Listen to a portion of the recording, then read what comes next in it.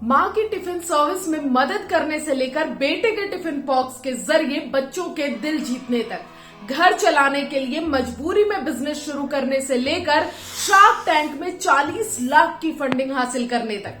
नमस्ते, मैं हूँ अर्चना दुबे और आज बात एक माँ की। आज बात उसके दृढ़ विश्वास की, हौसले की, हिम्मत की और ढेर सारी मेहनत की। आज बात पाटिल काकी की, जिन्होंने बचपन से माँ के टिफिन सर्विस बिजनेस में मदद की और आज वो छोटी सी हेल्प पर करोड़ों का बिजनेस चला रही है। अरे बाप! मुंबई के विले पाले में जन्मी गीता पाटिल के लिए जिंदगी किसी रोलर कोस्टर से कम नहीं रही। उनके पिता बीएमसी में काम करते थे और माँ टिफिन सर्विस चलाती थी। गीता ने बहुत कम उम्र में बिजनेस चलाने के तरीके को काफी करीब से देखा और समझा। शादी के बाद जब वो पति के साथ सांता क्रूज रहने आई तो खाना बनाने के हुनर और स्वादिष्ट स्नैक्स के जरिए उन्होंने न सिर्फ अपने परिवार बल्कि दोस्तों और रिश्तेदारों के बीच भी एक अलग जगह बनाई। जल्दी ही अपने टेस्टी स्नैक्स और प्यार के चलते वो आस पड़ोस के लोगों की फेवरेट काकी बन गई थी। लोग अक्सर काकी से पूरन पोली, मिठाइयाँ, चकली वगैरह बनवाकर घर भी ले जाया करते थे और काकी भी बड़े प्यार से लोगों के लिए चीजें बनाकर फ्री में दिया करती थी। लेकिन कुछ समय बाद गीता और उनके परिवार के लिए मुश्किलों का दौर शुरू हो गया। 2016 में गीता के पति गोविंद की डेंटल लेबोरेटरी में क्लर्क की नौकरी चली गई। घर चलाना था, बच्चे को पढ़ाना था, लेकिन पैसे कहाँ से आए?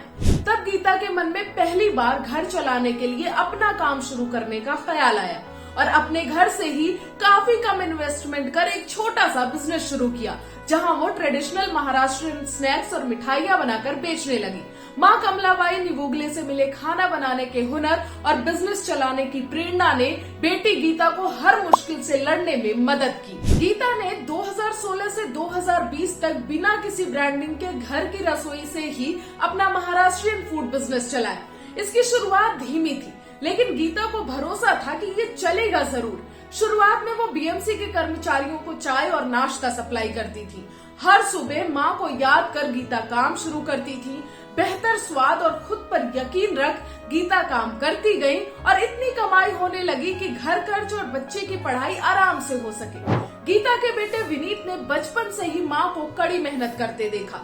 स्कूल की पढ़ाई पूरी होते ही विनीत ने माँ के बिजनेस में उनकी मदद करने का फैसला किया और सबसे पहले उन्होंने बिजनेस को एक नाम दिया, पाटिल काकी।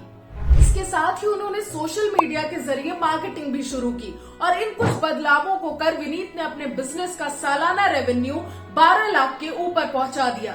फिर सांता क्रूज में 1200 वर्ग फुट की जगह ली, जहां से वे आज भी काम करते हैं। आज पाटिल काकी करीब 30,000 कस्टमर्स तक अपने प्रोडक्ट्स पहुंचा रही हैं और उनका बिजनेस लाखों से बढ़कर 1.5 करोड़ के पार पहुंच चुका है। उन्होंने 50 लोगों को रोजगार दिया है, जिनमें से 70% महिलाएं हैं।